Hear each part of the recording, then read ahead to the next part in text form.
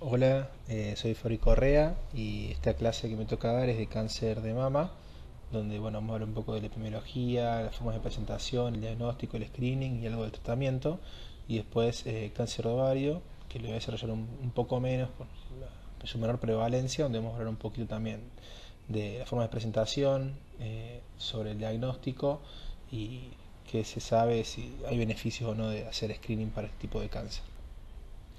Bueno, primero el cáncer de mama. eh, Se sabe que es la segunda neoplasia maligna diagnosticada en todo el mundo detrás del cáncer de pulmón y es la principal muerte por cáncer de mujeres en todo el mundo. La Argentina ocupa un segundo lugar de riesgo de muerte en América Latina con 20 fallecimientos por día. Según la Organización Mundial de la Salud, se encuentra en el país alrededor de 20.000 casos de cáncer de mama por año y se producen más de 5.800 muertes por año por cáncer en nuestro país. Hablando un poco de los factores de riesgo, eh, la incidencia aumenta considerablemente a partir de los 50 años en las mujeres y también se reconocen otro tipo de factores que aumentan el riesgo. Por ejemplo, ser mujer y cumplir años, como dijimos, aumenta con la edad. Antecedentes personales de cáncer de mama o de enfermedad preneoplásica de mama, antecedentes familiares de cáncer de mama, tratamiento previo con radioterapia en tórax, terapia de reemplazo hormonal, primera menstruación en edad temprana o enfermedad avanzada al momento del primer parto, edad avanzada en el momento del primer parto o nunca haber tenido hijos. Otros factores que pueden contribuir son el sobrepeso, el sedentarismo, el tabaquismo, el consumo de alcohol, eh, pero bueno, con menos incidencia o menos preponderancia que las anteriores. El cáncer hereditario se da alrededor del 5 a 10% de todos los cánceres de mama y se sabe que los dos genes mejor caracterizados son el BRCA1 y 2, que también son asociados a otros tipos de cánceres. Y también mencionar que el 1% de todos los cánceres de mama se pueden dar en hombres. En cuanto a las formas de presentación, en aquellos países que tienen programas bien establecidos de screening, la mayoría de los pacientes se detectan por una mamografía normal.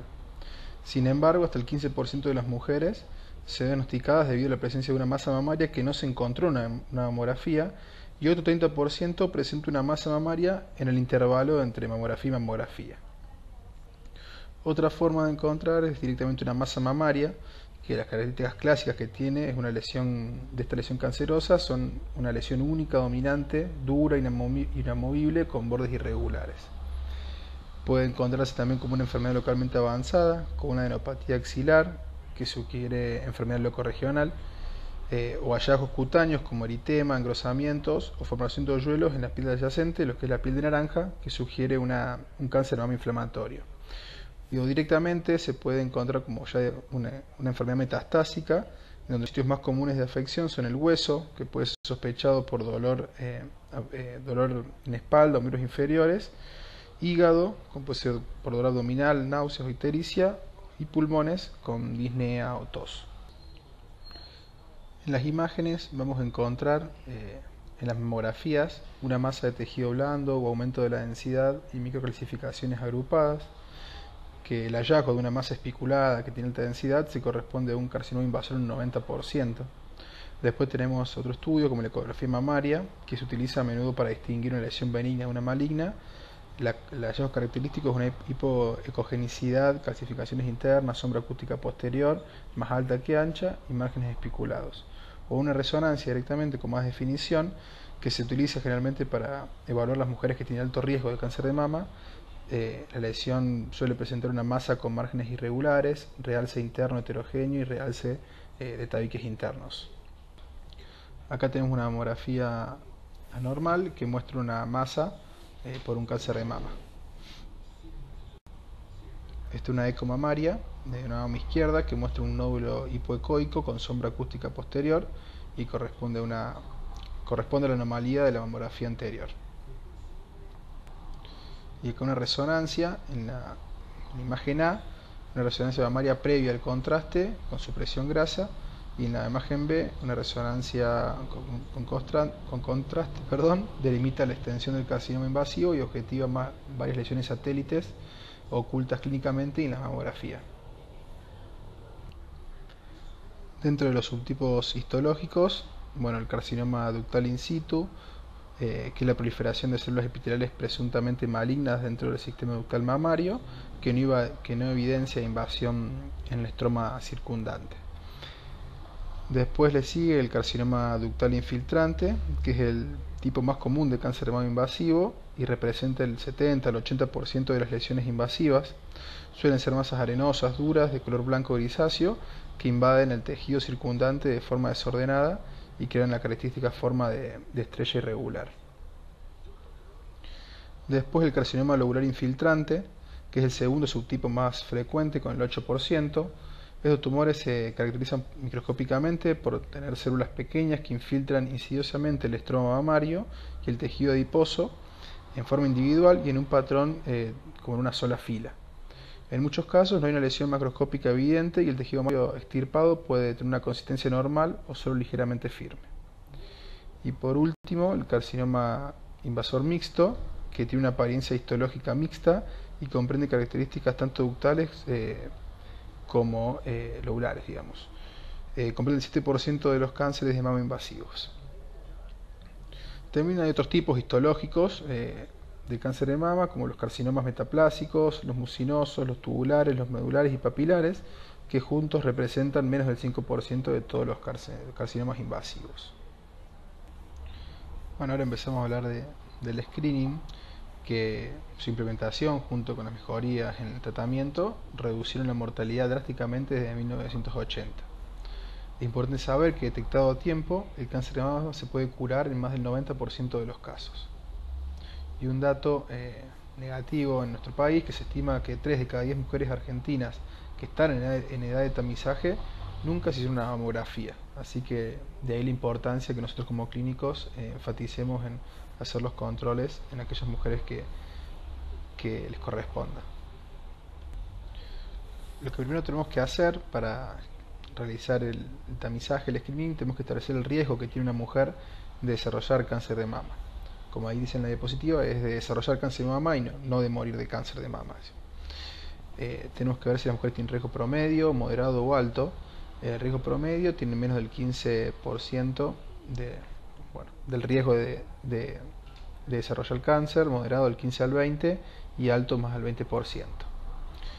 Las mujeres de riesgo promedio son aquellas que no tienen antecedentes personales de cáncer de mama, ovario o tubario, que no tienen antecedentes familiares de estos cánceres tampoco, que no tienen mutación del BRCA1 y 2 en la familia, que tienen una densidad mamaria mamográfica normal, que no tienen una biopsia de mama previa con lesión de alto riesgo, que tienen una edad de la menarquia, edad del primer nacimiento vivo, número de embarazos y estado menopáusico normal, que no han tenido radioterapia en el pecho entre los 10 y los 30 años. Aquellas mujeres que ya tienen un riesgo moderado son aquellas que tienen antecedentes familiares de cáncer de mama en un pariente de primer grado, pero que no tienen un síndrome genético conocido. Y las mujeres de alto riesgo son aquellas que tienen antecedentes personales de cáncer de mama, que tienen una mutación genética confirmada o sospechada, que son el BRCA1 y 2 los que venimos mencionando, otros son el PTN y el TP53, o antecedentes de radioterapia previa en el tórax entre los 10 y 30 años. Para aquellas mujeres que tienen un riesgo promedio, que son las más frecuentes obviamente de encontrar, se utiliza un enfoque basado en la edad. Aquellas mujeres menores de 40 años no hay pautas que recomienden un tamizaje. Aquellas mujeres de 40 a 50 años, la decisión sobre la detección en este grupo dependen de las preferencias de cada paciente. Por ejemplo, si hay una mujer de 40 años que tiene un riesgo promedio, puede elegir hacerse la prueba de detección si tiene preocupaciones sustanciales sobre cáncer de mama y también si está dispuesta a aceptar la posibilidad de un resultado falso positivo o un sobrediagnóstico y la evaluación y tratamiento posterior, digamos. Por otro lado, otra mujer de 40 años puede elegir postergarlo y también está bien. Para aquellas mujeres que eligen realizarlo, la mamografía se hace cada 1 o 2 años. De 50 a 65 años la indicación es clara y hay que hacer mamografías de cada 1 o 2 años. Después de los 75 años se sugiere mamografía cada 2 años para aquellas mujeres que tienen una expectativa de vida de más de 10 años y realmente también quieren hacerlo. Acá hay una comparación de las recomendaciones de detección según distintas sociedades. La Organización Mundial de la Salud recomienda a partir de los 50 años hacer un tamizaje cada 2 años, y antes de los 50 con la decisión compartida, digamos, y después de los 65, después de los 70 años lo mismo. La sociedad canadiense del mismo modo, y la Sociedad Americana de Cáncer recomienda que antes de los 45 años sea decisión de la paciente, entre los 45 y 55 se haga un tamizaje anual y luego cada 2 años o anualmente. En Argentina, el Instituto Nacional del Cáncer declara que se recomienda que todas las mujeres entre 50 y 69 años se realicen al menos una mamografía cada 1 o 2 años junto a un examen físico de las mamas por parte de un profesional de la salud. Tanto las mujeres menores de 50 años como las mayores de 69 deben consultar con el médico acerca de la conveniencia de hacer o no una mamografía. Y por otro lado, la Sociedad Argentina de Mastología declara por su parte que se recomienda realizar una mamografía anual a partir de los 40 años a todas aquellas mujeres asintomáticas con estudios clínicos normales y sin antecedentes de la enfermedad. En las pacientes que tengan antecedentes de cáncer de mama de primer grado, madre o hermana, recomienda iniciar una mamografía 10 años antes de la detección del cáncer de mama del familiar más cercano. Esto, como hemos visto en las sociedades de la diapositiva anterior, no aparece ninguna, digamos. Dentro del cribado, bueno, hay distintas modalidades, pero en realidad la mamografía es la técnica de imagen mejor estudiada y es la única que demostró disminuir la mortalidad.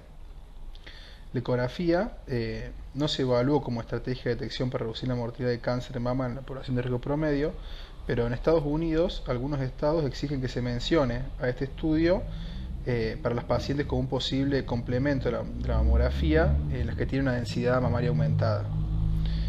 La ecografía se usa comúnmente para el seguimiento o diagnóstico de una anomalía observada en la mamografía de detección y para aclarar las características de una posible lesión maligna. La resonancia de detección tampoco se recomienda para las mujeres que tienen riesgo promedio. Se suele utilizar en combinación con la mamografía, principalmente en el cribado de mujeres de alto riesgo. Se sugiere no realizar un examen clínico de mamas como parte del tamizaje en mujeres de riesgo promedio. Sin embargo, un examen clínico de mamas de diagnóstico sigue siendo una parte importante en la evaluación para las mujeres con anomalías en sus senos. Y se sugiere que las mujeres de riesgo promedio no realicen un autoexamen mamario, ya que varios estudios han demostrado una falta de beneficio y una tasa más alta de biopsias de mama que muestra benigna con esta modalidad. Bueno, para las mujeres que están dentro del grupo de riesgo moderado de desarrollo de cáncer de mama, se va a utilizar el mismo enfoque de detección que las mujeres de riesgo promedio, que incluye la edad, la forma, o sea, el método de cribado y la frecuencia. Y si bien algunos han sugerido que la detección se inicie a una edad más temprana, si un familiar de primer grado tiene cáncer de mama, hay pocos datos de alta calidad que respalden este enfoque en ausencia de un síndrome genético conocido. Y aquellas mujeres que tienen un alto riesgo de desarrollar cáncer, lo más importante nosotros como clínicos es enfatizar tanto el valor de las pruebas de detección adecuadas y derivar a una clínica de alto riesgo para considerar el tratamiento de reducción del riesgo e intensificar la vigilancia. Bueno, en esta diapositiva adjunto un cuadro en donde resume las recomendaciones de la Sociedad Americana de Cáncer para la indicación de una resonancia de screening junto a una mamografía. Para el diagnóstico voy a mencionar el enfoque que desarrolla UpToDate, y como dijimos, la mayoría de los cánceres de mama se diagnostican como resultado de una mamografía normal, que en realidad estos hallazgos no representan siempre cáncer, por lo cual hay que continuar con una mamografía diagnóstica y quizás una ecografía mamaria. Así vamos a poder bien detallar el BI-RADS, que vamos a tener distintos estadios. El BI-RADS 1 y 2 son hallazgos normales o benignos, el 3 son probables hallazgos benignos, el BI-RADS 4 es sospechoso de malignidad y tiene un riesgo del 3 al 94% de malignidad, y el BI-RADS 5 es altamente sugestivo de malignidad, tiene un riesgo mayor al 95% de ser maligno. Bueno, acá es un cuadro de UpToDate en donde hay un algoritmo de manejo para los pacientes que tienen mamografías de diagnóstico, de screening, perdón, anormales. Eh, Hay que realizar una mamografía diagnóstica con o sin ecografía también agregada y vamos a tener los BRATs. Si tenemos un BRAT 1 y 2, que significa que es normal o benigno, hay que realizar el screening anual o bianual. Si tenemos un BRAT 3, que es probablemente benigno, hay que repetir la mamografía diagnóstica en 6 meses. Y si ya tenemos un BRAT 4 o 5, que sea sospechoso de malignidad o altamente sospechoso de malignidad, hay que ir a una biopsia percutánea. Y ahí vamos a tener que puede ser benigno, en donde hay que volver a hacer la biopsia anual o bianual. Si tiene atipia hay que hacer incisión, y si es maligno hay que realizar el tratamiento adecuado, digamos. Una vez que llegamos al diagnóstico de cáncer de mama, vamos a realizar una serie de estudios que forman parte de la evaluación postdiagnóstico y nos va a ayudar para ofrecerle a la paciente la mejor terapéutica. Uno de estos estudios es la prueba de los receptores, en donde vamos a buscar la positividad de los receptores estrogénicos y progesterona, como así también la sobreexpresión de receptores del factor de crecimiento humano 2. Estos receptores nos van a servir sobre todo para una posible terapia adyuvante a la cirugía. Luego, para evaluar la extensión de la enfermedad, tenemos la mamografía preoperatoria, que nos va a ayudar a definir la extensión de la enfermedad y nos va a identificar si el cáncer es multifocal o multicéntrico, cosa que podría impedir la conservación de la mama, o también nos podría señalar una posible dificultad para lograr márgenes quirúrgicos claros. Después el estudio de ganglios linfáticos intramamarios, que a menudo estos ganglios pueden diferenciarse de los ganglios benignos a través del aspecto mamográfico o ecográfico, pero la evaluación definitiva tiene que ser por un estudio histopatológico. Se considera que las metástasis aisladas de los ganglios linfáticos intramamarios representan enfermedad de grado estadio 2, incluso si los ganglios axilares no están afectados. Después, los ganglios axilares, en donde el examen histológico de los ganglios linfáticos extirpados es el método más preciso para lograr la propagación de la enfermedad a estos ganglios. Luego, las distintas imágenes para evaluar secundarismo a distancia, que no está indicado en todos los casos. Para las mujeres que tienen cáncer de mama recién diagnosticado se reservan para algunos casos en particular. Por ejemplo, en caso de que los pacientes tengan dolor óseo localizado o una FAL elevada, se recomienda una gamografía ósea. Si los pacientes tienen pruebas de función hepática anormales, fotosacarina elevada, dolor abdominal o un examen abdominal pélvico normal, se recomienda ahí una tomografía de abdomen o de pelvis. Y si los pacientes tienen síntomas respiratorios, ahí se recomienda una tomografía de tórax. Para aquellos pacientes que tengan una enfermedad de estadio 3A o superior, sin tener en cuenta si tienen síntomas o no, se recomienda un PET de cuerpo entero o en forma alternativa una gamografía junto con una tomografía de tórax, abdomen y pelvis. Aquellos pacientes que tienen cáncer inflamatorio, independientemente del estadio, también se deben someter a este tipo de estudios. Y por último, el asesoramiento genético para ver portación de BRCA1 y 2, que tiene como criterios claves para la evaluación antecedentes personales de cáncer de mama diagnosticado antes de los 45 a 50 años, que tenga un cáncer de mama triple negativo, que quiere decir que no tiene ninguno de los 3 receptores que mencioné recién, antecedentes personales de cáncer de ovario, cáncer de mama masculino, cáncer de próstata metastásico o cáncer de páncreas exócrino. Acá les dejo un cuadro donde resume la estificación del TNM y cómo se corresponde a los estadios de enfermedad de la Comité Americano de Cáncer. Y por último vamos a mencionar algunas palabras sobre el tratamiento, dividiendo dos grandes grupos: aquellos que tienen metástasis al momento de diagnóstico y aquellos que no tienen enfermedad a distancia. Recordando que la mayoría de los casos no tienen metástasis al momento del diagnóstico. Para los pacientes que no tienen enfermedad a distancia, tenemos dos categorías: la enfermedad temprana, que comprende estadio 1 y 2A, o un subconjunto de la enfermedad de etapa 2B, que es el T2N1, la estratificación que mencioné en el cuadrito recién, y la enfermedad localmente avanzada, que son pacientes que tienen enfermedad de estadio 2B y pacientes con enfermedad de estadio 3A y 3C. Y para el 5% que sí tiene enfermedad metastásica, que va a ser el tercer grupo, son cáncer de mama estadio 4 de nuevo al momento del diagnóstico. Para aquellos pacientes que están en estadio con una enfermedad temprana, generalmente se basa en la cirugía primaria de mama con tratamiento de los ganglios regionales, con o sin radioterapia. La cirugía primaria puede ser una terapia conservadora de mama o una mastectomía, teniendo en cuenta distintos puntos, como la presencia o no de enfermedad multicéntrica, si el paciente tiene gran tamaño del tumor en relación con la mama, si hay calcificaciones difusas de apariencia maligna en las imágenes, si tiene antecedentes de radioterapia en tórax, si la paciente está embarazada o no, y si hay márgenes persistentemente positivos a pesar de los intentos de resección.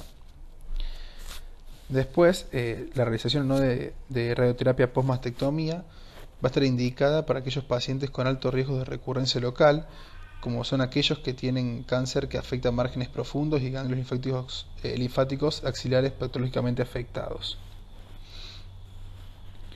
La evaluación de los ganglios axilares depende de si se sospecha o no afección axilar antes de la cirugía. Para los pacientes que presentan ganglios linfáticos axilares clínicamente sospechosos, hay que realizar un estudio preoperatorio que incluya una ecografía más aspiración con aguja fina o biopsia, que nos va a ayudar a determinar cuál va a ser el mejor abordaje quirúrgico y si hay que considerar una terapia neoadyuvante. Para las pacientes que tengan una biopsia positiva y que procedan directamente de la cirugía, se debe realizar una disección de los ganglios axilares en el momento de la cirugía de mama. Para aquellas pacientes que, por su parte, presenten una biopsia negativa, no se requieren más estudios y se deben someter a una biopsia de ganglio centinela al momento de la cirugía.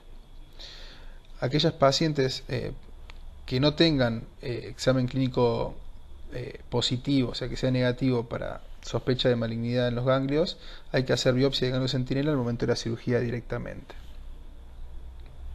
Por último, terapia adyuvante, en donde las características del tumor nos van a predecir qué pacientes probablemente se beneficiarán de distintos tipos específicos de terapia adyuvante. Por ejemplo, aquellos pacientes que tienen receptores hormonales positivos se van a beneficiar de un uso de terapia endocrina, como así también los pacientes que tengan positivo el HER2 se van a beneficiar de tratamiento dirigido directamente a este receptor. Para aquellos pacientes que tengan una enfermedad localmente avanzada, la gran mayoría de estos pacientes se tratan con terapia sistémica neoadyuvante, donde el objetivo del tratamiento es inducir una respuesta tumoral antes de la cirugía y permitir la conservación de la mama.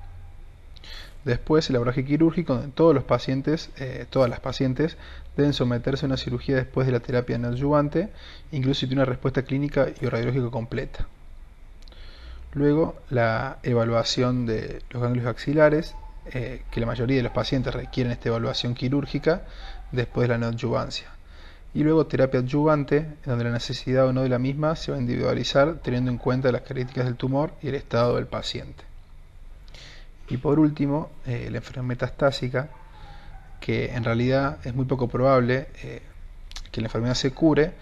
De todos modos, se han observado mejoras significativas en la supervivencia debido a una nueva oferta de terapias sistémicas. La selección de una estrategia terapéutica depende tanto de la biología del tumor como de los factores clínicos, y el objetivo debe ser personalizado a cada paciente.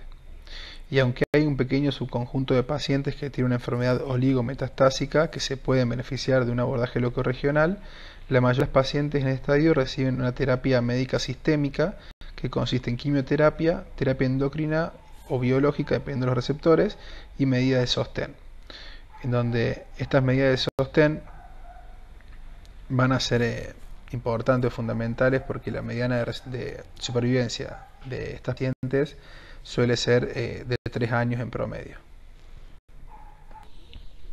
Bueno, así termina la parte de cáncer de mama y pasamos a la otra enfermedad oncológica que se me asignó, que es el cáncer de ovario, que no es una enfermedad muy prevalente y a nivel mundial hay 300.000 nuevos casos y 185.000 muertes relacionadas con cáncer de ovario anualmente, con tasas de incidencia más altas en países desarrollados. En nuestro país, este cáncer es el quinto más común de todas las mujeres, con unos 2.300 casos nuevos por año, y es la sexta causa de mortalidad por cáncer en mujeres. Esta neoplasia obedece a ciertos factores como son la edad avanzada, en donde el riesgo aumenta aproximadamente un 2% por cada año adicional de edad en pacientes menores de 50 años y un 11% en mayores de 50 años. Luego la menarquia precoz, la menopausia tardía, en donde la menarquia precoz, que es antes de los 12 años, se asoció con un riesgo ligeramente mayor en algunos estudios, y la menopausia tardía después de los 52 años, también parece estar asociada a un mayor riesgo. El riesgo de desarrollar cáncer ovario parece aumentar entre un 2 y un 7% por cada año adicional de ovulación.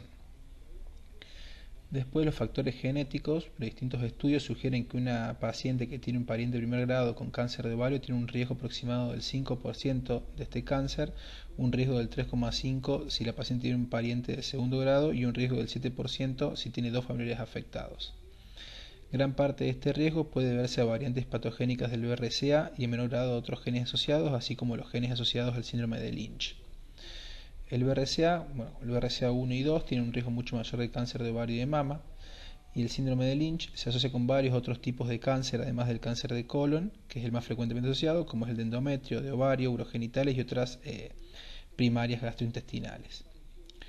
Luego, otro factor de riesgo, la nulliparidad, la endometriosis, que parece estar asociada con algunos subtipos, pero en general es un riesgo bajo, el asbesto y el antecedente de radioterapia pélvica, que el antecedente de esta radiación pélvica para el tratamiento del carcinoma de recto primario pueden aumentar el riesgo de desarrollar este cáncer de ovario, aunque también la incidencia es generalmente baja. Bueno, las distintas formas de presentación creo que es una de las partes más importantes de esta clase de ovario. Vamos a tener una presentación aguda, que la mayoría de los pacientes que se presentan de esta forma suelen tener una enfermedad avanzada y presentan una afección que requiere una evaluación y tratamiento urgente, como puede ser una ascitis de forma aguda, hernia pleural, una obstrucción intestinal o una tromboembolia venosa. Otra forma de presentación es la subaguda, que es la más frecuente, y pueden tener síntomas pélvicos y abdominales, con distensión abdominal, urgencia miccional, náuseas, anorexias, con saciedad temprana o dolor abdominal y o pélvico. Hemorragia vaginal, donde la hemorragia posmenopáusica debe evaluarse primero en búsqueda de una patología uterina. Habitualmente tenemos que sospechar, en caso de descartar esta enfermedad, un cáncer de ovario.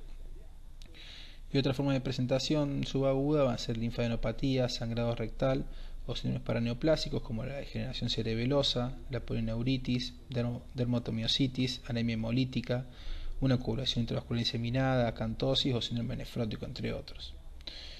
Y por último, el incidentaloma, que puede ser un hallazgo de una masa anexial durante un examen pélvico de rutina o un estudio de imagen realizado por otra indicación. La presencia de células atípicas en un PAP, que las pacientes con hallazgos de tipo de células, primero hay que intentar detectar un carcinoma de cuello uterino y endometrio, pero si estas evaluaciones son negativas, hay que hacer una evaluación adicional para detectar cáncer de ovario. Y por último, un incidentaloma quístico que se descubre de manera casual durante una cirugía por otra indicación. Para el abordaje diagnóstico se reconocen distintos tiempos de evaluación.